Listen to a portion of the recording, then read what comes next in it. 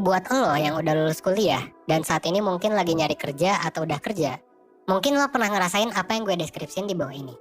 Udah lulus skripsi, terus kayak seneng gitu kan, wisudanya happy, tapi besoknya lo tiba-tiba mikir gitu, iya ya, habis ini gue mau ngapain? Nah, dan ini bukan hanya terjadi di orang yang lulus kuliah. Bisa jadi orang yang baru keterima kerja, seneng, tapi ternyata, kok malah jadi hampa gini gitu. Atau kayak orang yang baru lulus SMA. Nah, gitu ya. Mungkin lo ngeliat sekeliling lo gitu. Ngeliat kok orang-orang udah pada ngelamar kerja gitu kan, nyebar CV dan ya udah lo lakuin juga gitu. Lo mungkin buat CV dengan bagus dan lo sebar ke banyak perusahaan, apply di portal-portal kerja. Tapi sayangnya nggak ada kabar gitu dari mereka, atau bahkan email yang lo terima adalah email yang isinya bilang kalau lo tuh ditolak. Lama-lama lo jadi capek, stres dan bingung gitu. Ini jalan yang benar bukan sih? Apa sih yang salah di langkah gue gitu? Apakah semua orang mengalami ini juga? Gimana ya cara ngilangin perasaan capek, stres dan bingung?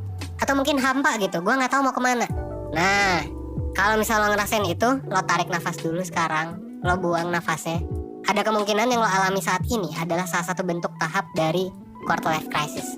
Dan ini biasa banget terjadi di umur belasan sampai 20-an ke atas. Jadi, kalau lo nonton video ini, untuk tahu kenapa hal ini terjadi, lo ada di video yang tepat. Lo simak satu video sebelum tidur ini dari 1%, biar lo bisa dapet keseluruhan insight-nya. Oke?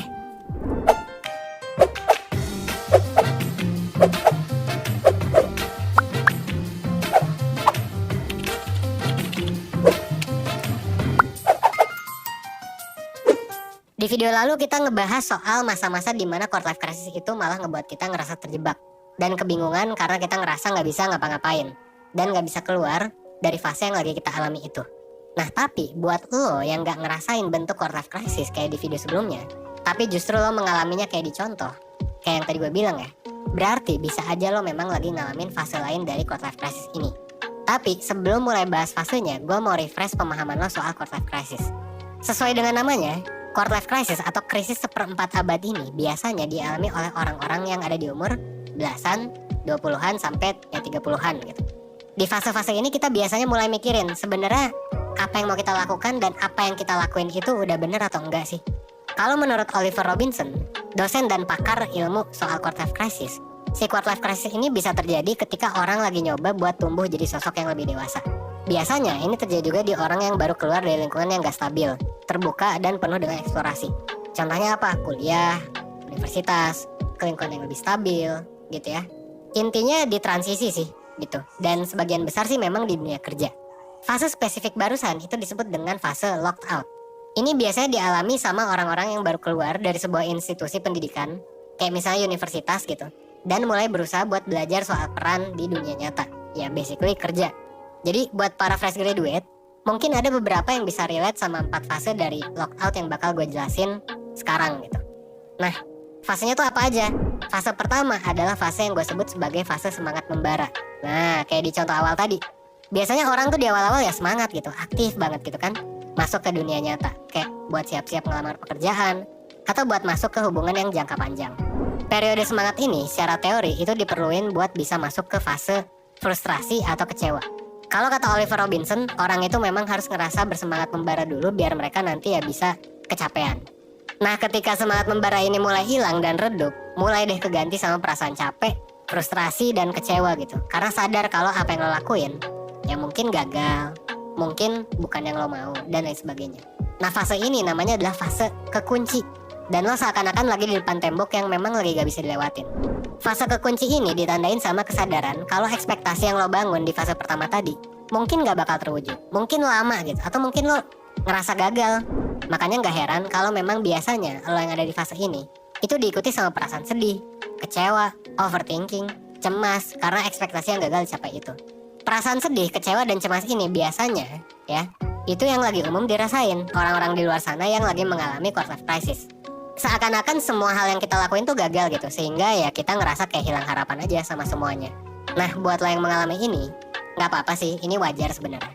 Karena ya banyak kok yang mengalami quarter life crisis ini dan mengalami hal yang kayak gitu juga.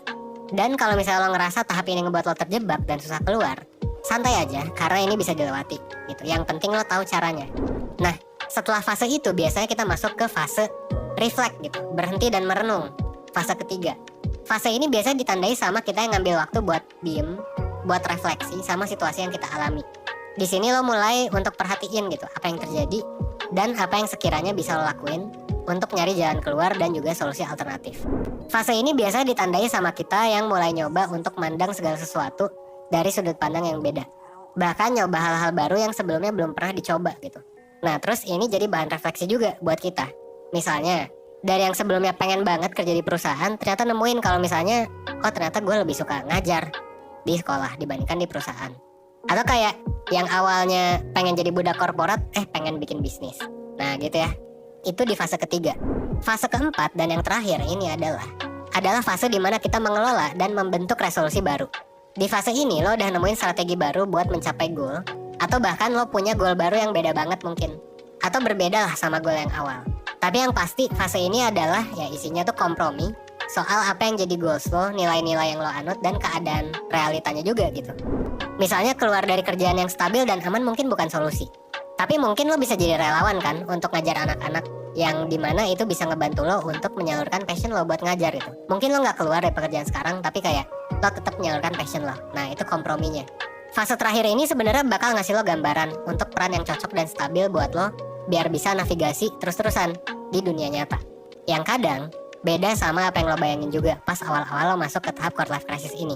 Nah jadi apa kesimpulannya? Ya gak bisa dipungkiri ya kalau quarter life crisis ini mau locked in yang kita bahas di video sebelumnya ataupun locked out di video ini, ya itu bakal bikin kita stres gitu kan. Ya wajar lah gitu. Belum lagi mungkin dengan situasi pandemi yang kayaknya udah gak jelas, gak selesai-selesai gitu kan, bikin kita overthinking, ini malah memperparah emosi negatifnya. Tapi memang kalau menurut gue, krisis ini juga bisa jadi ladang kok buat lo jadi tumbuh dan berkembang. Mungkin lo pernah ngerasain gitu dalam bentuk yang simple, kayak ada aktivitas yang dulu bisa ngebantu lo buat mengatasi stres, tapi bisa jadi sekarang enggak. Ya normal kok gitu kalau misalnya lo ngerasa stres gitu. Bahkan situasi ini bakal memaksa lo untuk eksplorasi ide, aktivitas, atau cara-cara lain sebenarnya gitu. Jadi ini bisa jadi positif juga, karena ya balik lagi lo bakal ngerasain manis pahitnya buat tumbuh dan berkembang sih di fase quarter life crisis ini. Dan kadang memang buat beberapa orang ya kita butuh usaha lebih banget sih untuk belajar mengatasi efek negatifnya. Tapi ya again pasti ada positifnya ya, karena kita lagi dalam proses pendewasaan. Nah dengan lo mengenali dan lo paham gitu ya saat ini lo ada di tahap yang mana, dan lo ngeyakinin diri lo kalau ini adalah hal yang emang semua orang alamin dan lo bisa ngelaluinya, ini adalah tahap awal buat lo bisa menjalani fase quarter life crisis ini.